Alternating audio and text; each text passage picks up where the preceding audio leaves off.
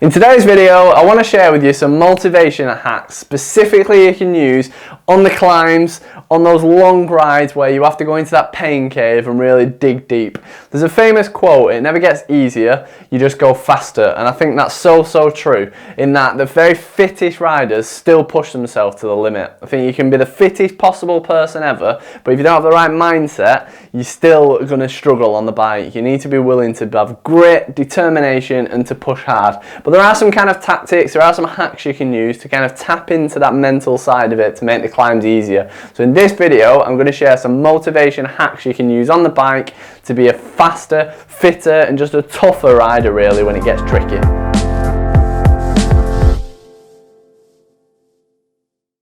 So when it comes to motivation on the bike, the biggest thing I find that really helps is starting off in the right frame of mind.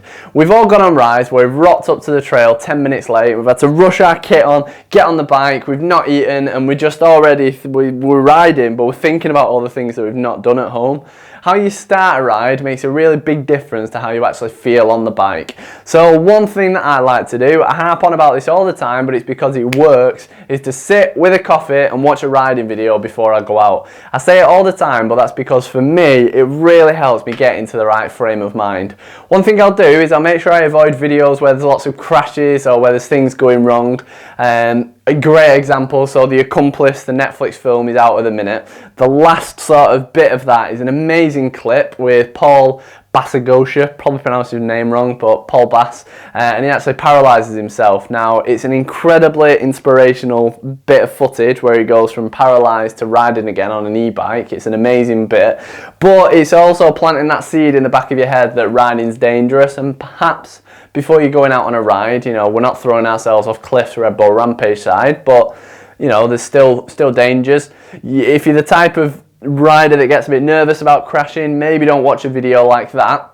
On the flip side, you want to be watching a video where it's really positive, it's full of high energy riding, there's great riding in there. And sometimes I actually, if I know I'm going riding in wet, sloppy conditions, for example, only here in the UK, I know in the US, for example, you don't ride those conditions, then what I like to do is I get a video one that's kind of tailored to that. So I might watch some footage of riders slopping around and sliding around, and it's nice to kind of get you in the mood for that, but you also take subtle cues as well from how they're riding it. And when it's so immediate, when you go from watching a video to getting out on the bike, it's fresh in your mind, and that just helps you perform better. So that's the first tip I've got for you when it comes to having more motivation on the bike, is to think about what you're doing before you ride. It's really important to head out in the right frame of mind.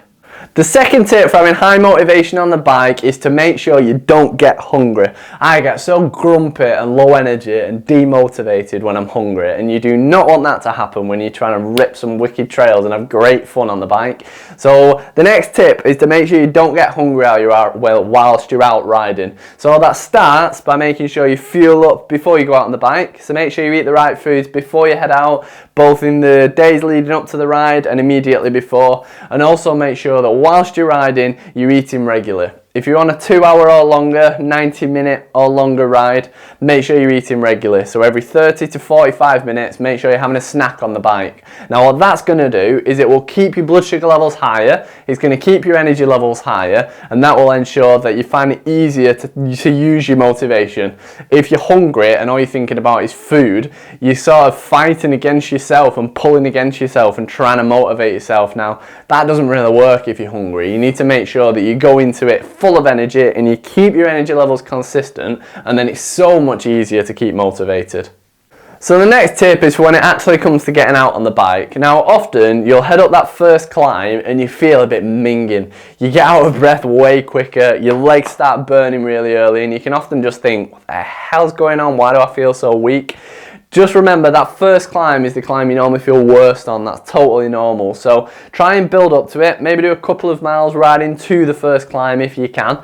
And then when you get on that first climb, don't worry if you struggle on it, because just treat that first climb as a bit of a warm up. It gets you in the mood, it gets your blood flowing, and you start to feel better. It's really common for people to think that they feel awful on that first climb, so that's how the ride's going to go, and then they get demotivated. They do one climb, they really struggle, and then they think, oh, I've got 4 more climbs like this, how am I going to handle it? Just remember that that first climb is a warm-up, it gets the blood flowing, and often when you do the second ride, that's when it's second climb, sorry, that's when you start to feel better, that's when your energy levels pick up, and that's when you start to feel good on the bike. So just remember that. Don't let that first climb demotivate you and to drop your motivation, to drop your energy levels, because it's normally the hardest and it gets easier after that. So just remember that. It's important to have that sort of mental switch.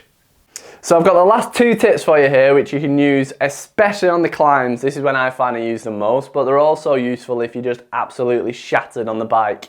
The first tip is to talk to yourself positively. So when you're on the climb, you're often in your own head, you're panting, you're out of breath, your legs hurt. Not repeating things to yourself that are negative and will beat you up, like, oh, I'm so unfit, I'm struggling so much, my legs are going to give way, I can't do this. Like, if that goes round and round and round in your head, that's going to wear you down. So if you try not to think about those things, that won't work either. What you need to do is replace that negative talk with positive self-talk. So force yourself to say positive things to yourself. Just things like, keep going, this is getting me tougher, keep going, keep pushing, keep pedaling, keep going, and you just say it over and over and over and over and over in your head. And that massively helps. That positive mindset, that positive reinforcement and saying those words to yourself over and over and over and over again can keep you going and keep you pushing. And then the other thing that I like to do when I'm proper tired on a climb, so I'm struggling, I'm not sure if I can make it to the top, I'll break that climb down and I'll bring it much closer. So what I'll do is I'll say, right, the fence out there, if this was a climb that kind of distance, let's say that was a tree, I'm going to get to that tree and I will just pedal to that tree, and then as soon as I get there, I'll say, right, I'm going to get to that puddle, and as soon as I get to that puddle, right, I'm going to get to that corner, and I'll break it down into lumps, like broken down, much easier section of trail. So rather than getting obsessed about, oh my God, I've got 10 more minutes of climbing, my legs are killing now, you break it down into easier to achieve goals. So you may think that you can't finish the whole climb, but you probably know you can get to that tree, you probably know you can get to that corner. So breaking it down into things you can hit really massively helps me on the ride, on the climbs. I highly recommend that you try that out. So there's been some tips in there, I hope you find them really useful. I'm looking forward to lockdown ending and for us to be able to get out to some trail centres and do some more kind of involved videos, and we might have something coming with a bit of a better backdrop for in here, so keep an eye out on that over the next few weeks. But other than that, thanks for watching the video, thanks for supporting the channel as always, and I'll see you next time for another MTB Fitness video.